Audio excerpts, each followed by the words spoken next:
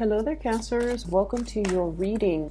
So when I was meditating for this month's reading for you guys, I saw this image of this woman.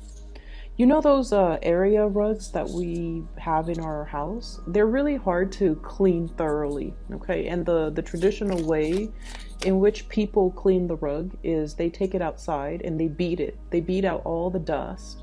They could even rinse it with like a power hose. Okay, that's the only way I feel to really get all the dirt, all the grime out of the area rug. Vacuuming over it can only remove the surface stain. It doesn't really do any type of deep cleaning. So I see this woman hauling, like pulling and pulling the area rug. It's really big. She pulls it out and then she puts it on this industrial like clothesline. And she takes like sticks and then she beats it, and then this giant cloud of dust just comes out, and she keeps going at it, and after a while the cloud gets smaller and smaller and smaller, the cloud of dust, and then she gets the power hose and then she like thoroughly just sprays at it, and she keeps spraying and spraying until the water runs clear. Okay, so that indicates to me some type of a massive deep cleaning is potentially happening in your life, or needs to happen in your life, in a certain area of your life. And it's almost like a major purging process to get all the dirt, all the grime, all the stain, to do some really deep, thorough fixing and cleaning in some area. And then she puts it's already on that industrial really strong like super fortified clothesline, and she hangs it, and the sun is out, so it's going to dry on its own. And the other image that I saw is I saw this boat, and it looks like a cartoon type of a scene. There's a waterway, there's like a lake or something, and the boat has a lot of lanterns in it, and it's all lit up, and it's coming closer and closer and closer to shore. And so it seems like there's some type of festivity, some type of a gala, some type of an event on the boat. I don't see people dancing, but they're dressed pretty nicely, and all the lanterns are lit up, so it seems like something that's like a really fun festive activity. And the boat comes to shore, it docks, and then all the elegant people from the boat, they come towards the land. So I feel with that image, it almost seems like, it just feels to me like a homecoming. It feels to me like, you know, the journey is over. Now we're on to land, we're on to solid ground. Things are a little bit safe, a lot safer, a lot more stable, a lot more predictable. Okay, so based off those two images for you guys, what I'm feeling is, I feel like, you know, the worst of it is done and over with. There's a light at the end of the tunnel. And I feel like you're able to reach this light at the end of the tunnel, mainly because of your doing, of your ability to purge yourself of things that are no longer serving you, ways of doing, ways of thinking, ways in which many of you have held on to situations and things from your past. Okay. I'm getting an image of somebody being a little bit of a hoarder or a pack rat, somebody needing to like get rid of their possessions and their belongings that they've hoarded since they were, you know, an infant, since they were really young. And I'm also seeing like many of you having a lot of emotional attachments to things, objects, places, and people. And if those experiences have been very positive, then you want to hang on to them, and that's great.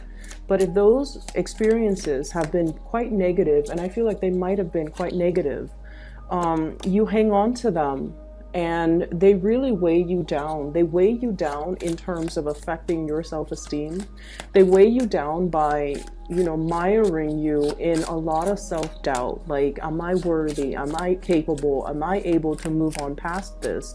And I do feel many of you, you know, possibly carrying that around as a security blanket. Okay. And one of the reasons why people do that is They carry this security blanket around that might not be entirely positive, in an effort to tell themselves, like, I knew it, I shouldn't have done it because nothing works out. I should have trusted my gut instinct and not have done that because, you know, it's always going to blow up in my face. So it's almost like that security blanket as an excuse to not try new things. That security blanket as an excuse to tell yourself, you know, I'm a failure, I'm not worthy of new things, or I'm not worthy of all these blessings that are coming into the picture for me. And I want you to be very, very careful, because I feel like many of you, Cancers, are typically very, very, very, very shy people. And I also feel like, you know, many of you, you have a social facade that you put on, okay? You like to be liked. And there's nothing wrong with that. We always love to be accepted and to be looked up to and to be liked by other people. And I also feel like many of you, you have a very, you have a way about you where you put people at ease, okay? And you're almost like an emotional and also a social chameleon, where you kind of blend in with your environment as well.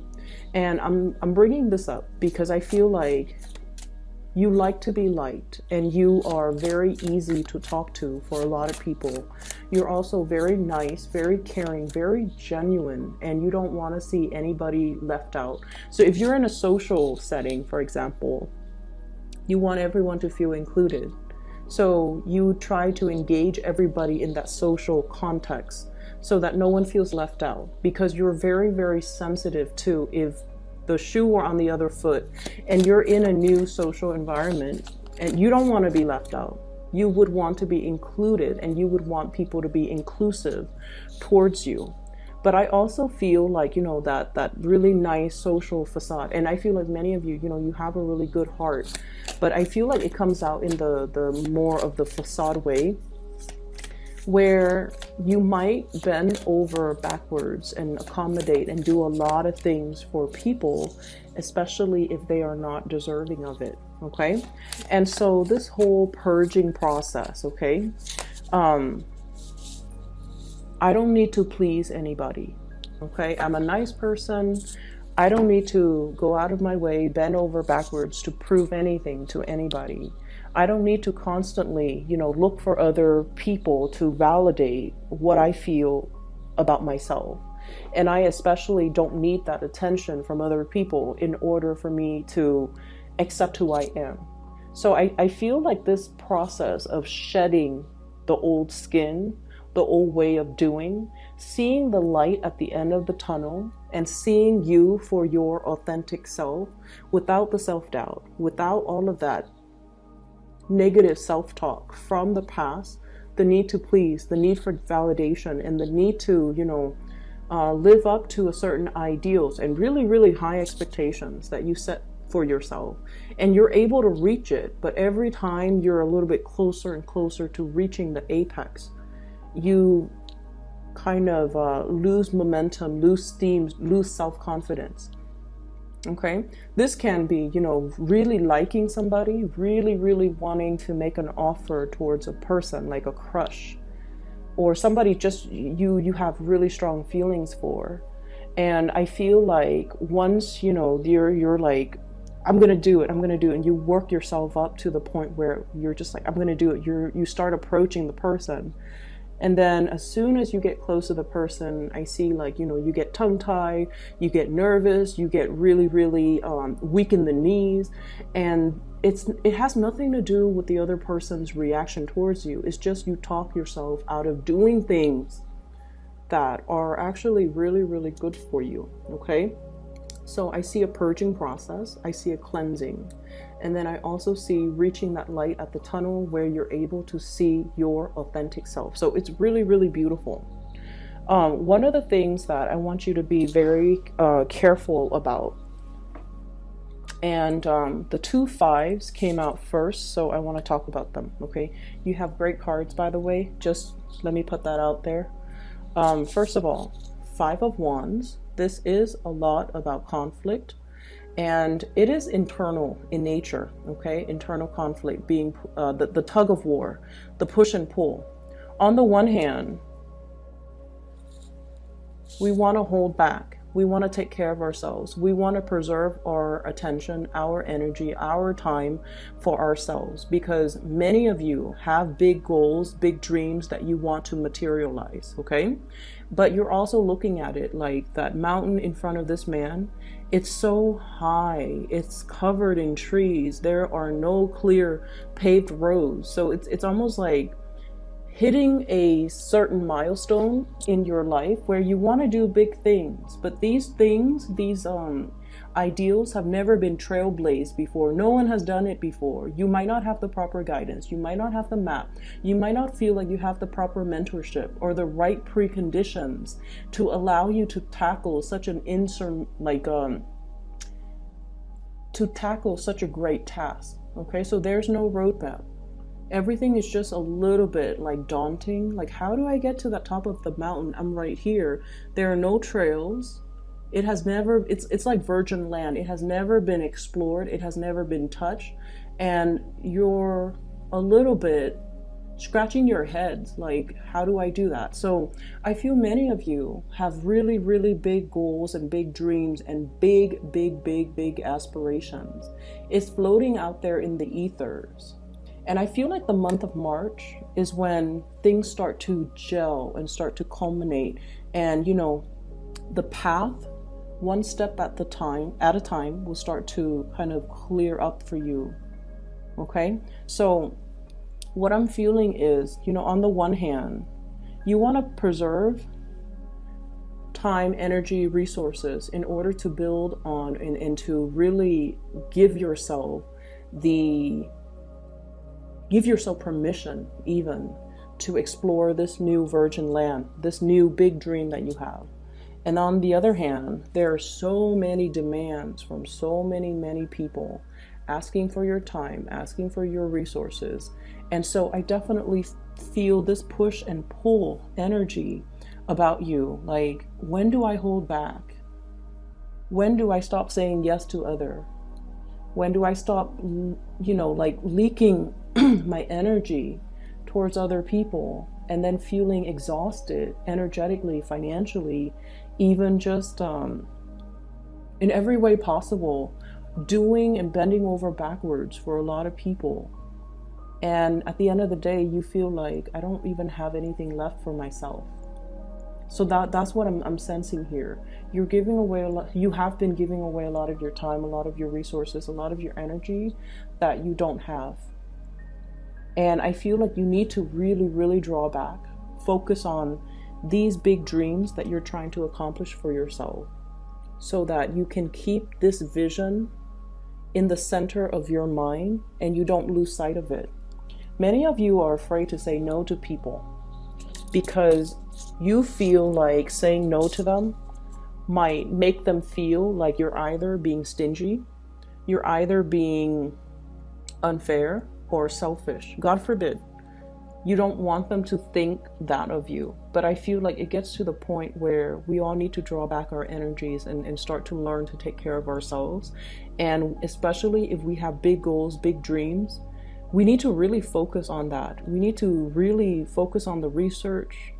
We need to focus on that vision, how to achieve it. And we don't really have the time and the energy to waste on other things when we have these things clearly in alignment with us, okay? It's not about being selfish. It's about being smart. And I feel like many of you are struggling with this energy. How much do I give to myself? If I say no, if I pull back my energy and my generosity, my resources, will people think of me differently? Will they talk behind my back? Will they say I'm selfish or, you know, stingy or whatever it is? It doesn't really matter, but I know that it does affect you. So it's easier said than done, but I know that it does affect you. What people feel about you and think about you really deeply affect you on a very heartfelt level. And I would just say that you've been nothing but sweet and generous and loving to other people. And I feel like it's time for you to turn your back on a few people, especially if they've been kind of milking it, and especially if they have been combative and not cooperative with you. Okay, so the 2 5s, I feel like somebody's energy comes in like this. I'm getting like the word homewrecker is usually associated with third parties, but I feel like this is someone who's a little bit destructive, whose behaviors is, when unchecked, can be very catastrophic, who might have like a very perverse way of doing things, or a very careless, impulsive, as well as lack of direction or lack of a strong sense of morality. Okay, I'm seeing the smoke, and the smoke, it blows with the wind. So it's somebody without a strong sense of self. They just kind of flop out there and trying to find themselves, and they might gravitate towards the wrong people. They might experiment with the wrong things. They might have very dubious sense of morality. And I feel like some of you might have been giving a lot of your time and generosity trying to guide this person or trying to help this person, but it gets to the point where your advice, your counsel falls on deaf ears. They're going to do what they're going to do. And I feel like their presence or their influence might not be the best for you to be around energetically. So we have to learn to pull back a little bit, and we have to learn to take care of our own emotional and mental, peace. Okay. And it's okay to do that. So that's the first energy here. The other thing that's coming into the picture is many of you might have spent a lot of time, I'm hearing like barking up the wrong tree, socializing, wanting to be, included. And you spend a lot of time, a lot of energy arranging for like, group outings, happy hour, wanting to be a part of a community, wanting to be a part of a social group. And you feel like, the only way is to take charge. Like, let me be the one to get everybody together. And you're very good at that. So like I said, you have this social facade about you. Deep down, I feel like, you like good company. But I also feel like that social facade comes out when you want to be included. And you might be the one behind the scenes arranging all of these, social gatherings and things like that. And I feel like a lot of your attention, your time, resources as well could be funneled towards that. Okay, 3 of Cups is generally a very, very good card. It's a very, very good card. But it can indicate a little bit of superficiality if we're not careful. So a lot of time, a lot of resources, and a lot of energy might be dumped in this avenue with the people that might not be deserving. And so it's okay for you to pull back, and it's okay for you to really do whatever it is that you need to do on the practical end to get your big plans and big dreams moving along. All right. We have 2 aces here, and I'm going to talk about that in a little bit, but I do sense as well that you have somebody that is really, really interested in you. Okay. And it's coming from your friendship circle. Big friendship circle vibe. Somebody has great feelings for you. It comes up here in the Ace of Cups. And I'm feeling this is somebody who is a little bit socially awkward. Okay. They're very serious minded. So it's like they don't really know how to lighten up. And you might have, and this is how you know who this person might be. So like they can be like social, but I feel like deep down they're very introverted. And then I also feel like they keep to themselves. They keep their own counsel. They don't really share a lot. And I feel like this is somebody who has been through the ringer. They have been through a lot. And so they're a little bit introverted. They find it hard to socialize because when you have been through a lot and then you go out and socialize and people are really talking about, very frivolous things or very minor issues, what I call like first world problems, that person feels like they can't really relate. And I feel like they go to these functions in the hopes that you would be there. They don't really enjoy putting themselves in the spotlight or in an environment where they have to mingle and socialize. But I feel like they do it because they are hoping to catch a glimpse of you, or to run into you, or to be around you. And so I do feel like they really, really like you. And I feel like the communication between the two of you might be a little bit strained, because when you interact with them, they tend to, so let's say you're at a bar, right, and everyone's having fun. And when you interact with them, they err on the side of heavier, more serious topics. So I say like socially awkward, because in an environment where people are socializing and just having, really lighthearted conversation, this person is so serious that they bring the energy down. Not that they're a bad person, they're just so serious. That pentacle is on his head. It's like all conversations are very, very serious, or very, very heavy. And you just want to socialize. You just want to have fun. You just want to, have light-hearted conversations and interaction. And this person is kind of like that Debbie Downer. And I feel like they really feel a certain way about you. And you might not even be aware of how they've been going through such great lengths to be in your presence. You're not aware. I feel like you've got your back turned.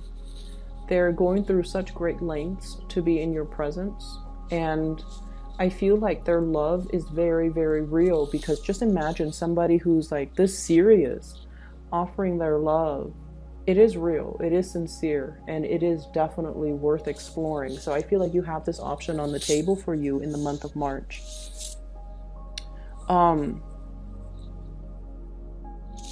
I would say many of you are coming out of this tunnel of light, like out of the dark tunnel into the light. So you might have recently broken up and you're now single. You want to socialize, and there will be opportunities for massive amount of dating. Okay.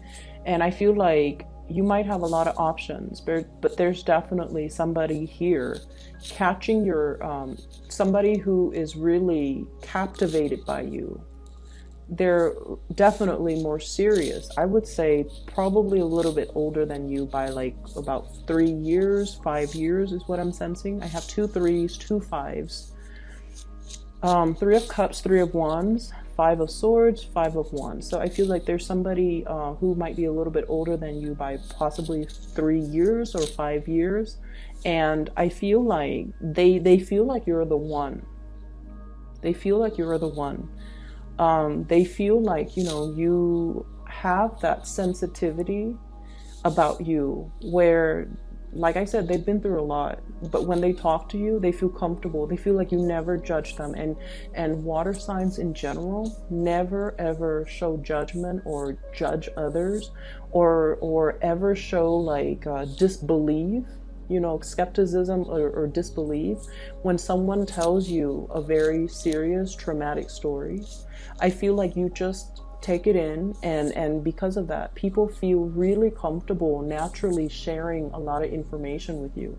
If you find this person opening up and sharing information with you, I feel like that's because they're looking to make this really, really big offer towards you. So I feel like this is if you're socializing, there will be a lot of options.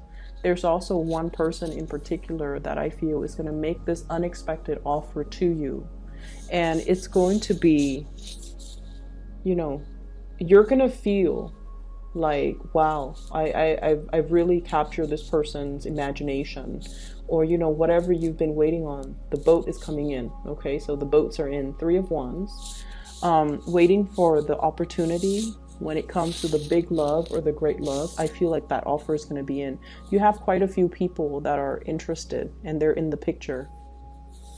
And I also see you here reciprocating. Okay, so I feel like you're going to have some people that you've been eyeing that will be making an offer, and then I do feel the offer is going to be reciprocated.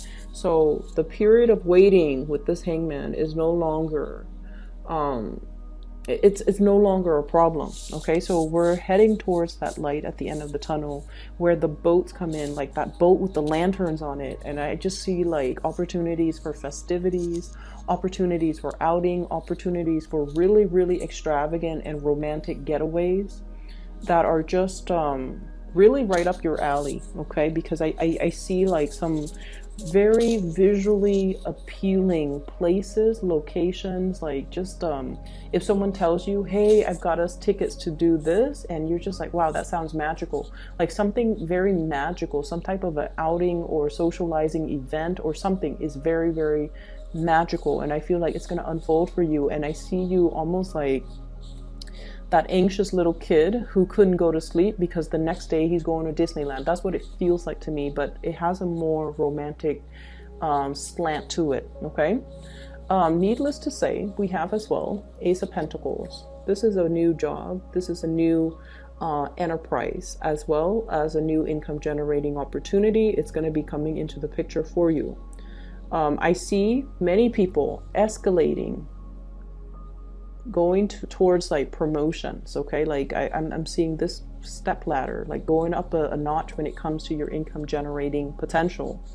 I'm also seeing for many of you, if you have been out of commission, so if you are like, for example, a stay-at-home mom, a stay-at-home dad, you're returning to the work environment. Okay, so the transition, it's going to work out really, really well. But you know, anytime we let our skills lie dormant, so if you've been a stay-at-home mom or a stay-at-home dad and you've been away from the labor force for quite some time, you're going to get a little bit rusty. Okay, so don't beat yourself up over it.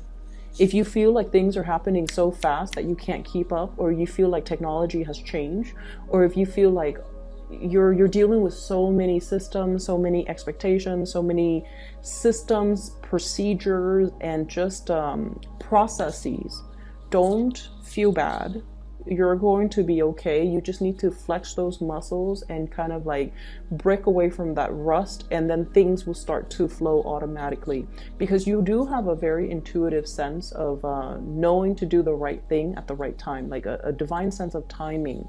So it's going to take some time for you to get over that initial hurdle, especially when it comes to new work. Okay, but either way, there's going to be a work situation coming into the picture. Many of you might have been wanting to leave a bad work situation for some time. A situation where you don't feel that sense of connection with the people that you work with. You feel like you have to guard yourself or keep yourself on guard with those people. Okay? And so you're shifting into a different work environment where people are nicer, they're less combative and more cooperative. They're nice, they help one another, and the environment is not cutthroat, or the environment is not gossipy, or the environment overall is just a lot more amicable. Okay, I'm also seeing as well, for those of you who might have children and then you're like dealing with, you know, the baby's mother or the baby's father, there's going to be some type of a amicable. So if things have been really problematic, if there has been, you know, perceived like hostilities or jealousies and things like that regarding, you know, our exes, and then especially like if we have children with them, it's always very difficult to co-parent. Okay, it's very, very difficult. But I feel like there is going to be some type of a truce, some type of a resolution, some type of a peace agreement to make the situation a lot more amicable. So there's an ironing out or smoothing out of major relationships in your life in general that I'm seeing for this month. So both of these are very, very, very beautiful, okay? And they're pointing in different directions. And what I'm feeling is some of you might be thinking about blending the two, blending love with money-making activities. So like somebody you might be in a relationship with, you're like, you know what? I have this great business idea. Why don't we, you know, partner up? And then I'm also sensing as well, lots of attraction in a new work environment. If you're changing jobs, new work comes first, new money comes first, and then the new love is going to be as well coming into the picture. So you have some beautiful, beautiful, blessed energies that are coming into the month of March for you. It's actually divine timing, because we're shifting, or we have shifted in the time into the time of Pisces, which is a compatible sign. It's a fellow water sign, so the energy is very compatible for you guys, Cancers. So you have some good things that are going to be coming into the picture. I would say get the new work situation, let that sort itself out. If you're jumping into a new environment, keep your nose to the grindstone. Don't, go out too much and socialize with coworkers. You need to know, anytime we're in a new work environment, and we need to kind of know the pecking order, what I like to call the pecking order first, before we jump in and socialize. Because I feel like strategically, it's the smart thing to do, okay? So don't get too involved with the coworkers. Don't get, especially, office romances and get wrapped up in the office politics. But it is really smart for us to kind of get the lay of the land, know the pecking order, know who to come to for advice, know who to avoid. And we always have those people in the office environment that might be gossips too, so you don't want to reveal too much. You guys are very friendly, very sociable. You want to be liked, and you want to just jump in and just, make a splash and be very social. But I feel like there are things here that's really telling you, focus on this first, okay? Focus your energy on this.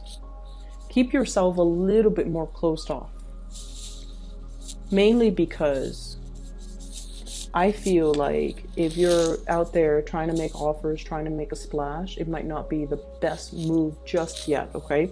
So get the lay of the land. Understand the who's where on that totem pole before you choose who to ally yourself with or align yourself with, okay?